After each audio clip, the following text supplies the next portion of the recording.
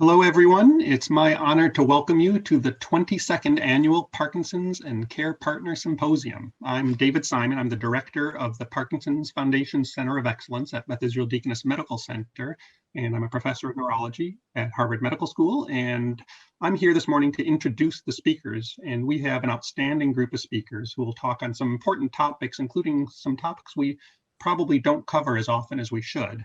Before I get to that, I want to take a few moments to thank a few people, in particular Molly Ryan and Hannah Babcock, who did a lot of work behind the scenes to make this online symposium possible.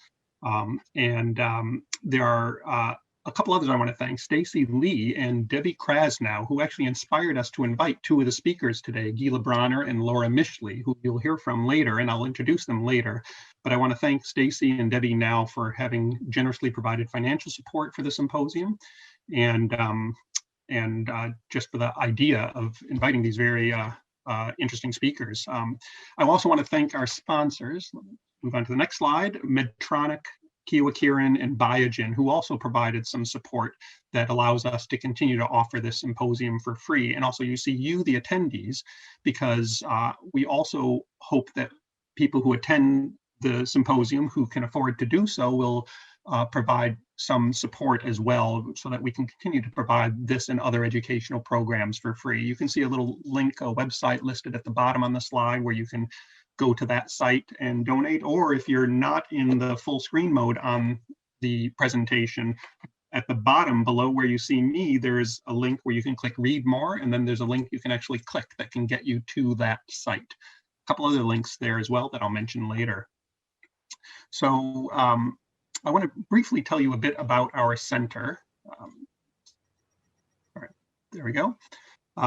So as you can see in this image, there's ways in which we've adjusted to these unusual circumstances we're in now, but we're still a highly interdisciplinary team, and with multiple subspecialists who work together to care for people with Parkinson's disease.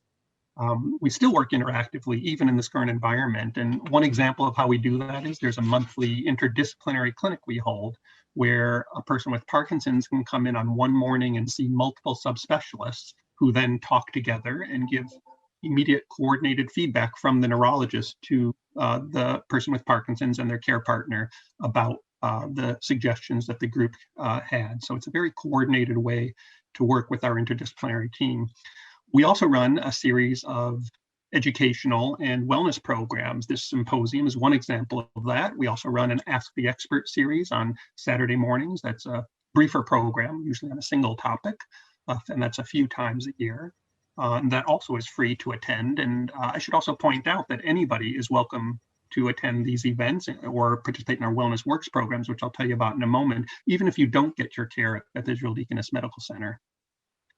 So Wellness Works is a series of exercise programs for Parkinson's patients that was initially inspired by Stacy Lee, who continues to help us to coordinate these programs and make them a success. Our actual leader of the programs now is Lissa Kappas, who is a social worker in our group who does an outstanding job leading these programs. Also gets help from others, for example, Michaela Hyman and Becca Stubbs. And these are a series of wellness exercise programs like Tai Chi, Rocksteady Boxing, yoga, boot camp, and others. Very popular. We used to hold them in person. It's, fun to think back to a time when we could have in-person events like you see in the photo here, but we're still doing quite well with online programs. These are live instructor-led programs. We do charge a fee to participate. We're a nonprofit organization, so we charge that we can pay our instructors.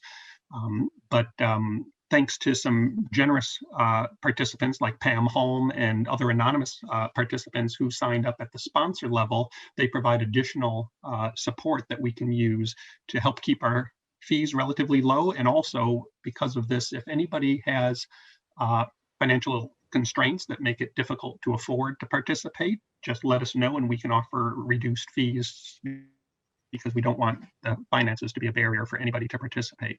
Actually, again, if you go below where you see me here, click the Read More link. The middle link there is a link to our Wellness Works programs. And again, anybody can sign up for the programs, and you can read more about that on our website. We also do extensive both laboratory and clinical research studies. On this slide, you just see some examples. There's a lot more that's not on the slide. A lot of the laboratory research studies focus on translational work, meaning work to try to identify strategies that may slow progression or treat the symptoms of Parkinson's. And we test them in the laboratory with the goal ultimately of moving forward into clinical trials and hopefully one day towards better therapies for Parkinson's. And the clinical research studies, there's some examples of them here, include a gene therapy study and also antibody therapy, immunotherapy, trying to target alpha-synuclein, which we'd love to talk about another time. There's another study that we're recruiting for right now called the PRISM study, which is a study of an exenatide-like drug that we think may help to clear away alpha-synuclein and may slow progression, but we don't know yet, of course, which is why we're doing the study. That study, that's the bottom one on the right listed, is for early Parkinson's patients who are not yet on symptomatic therapy. And if anybody in the audience here fits into that category and is potentially interested in research or at least learning more about it, we'd love to hear from you. And again, you can look on our website for more information or contact Molly or myself anytime. So I want to also just put in a plug for our Twitter account. As you see, we're just getting started on a Twitter account.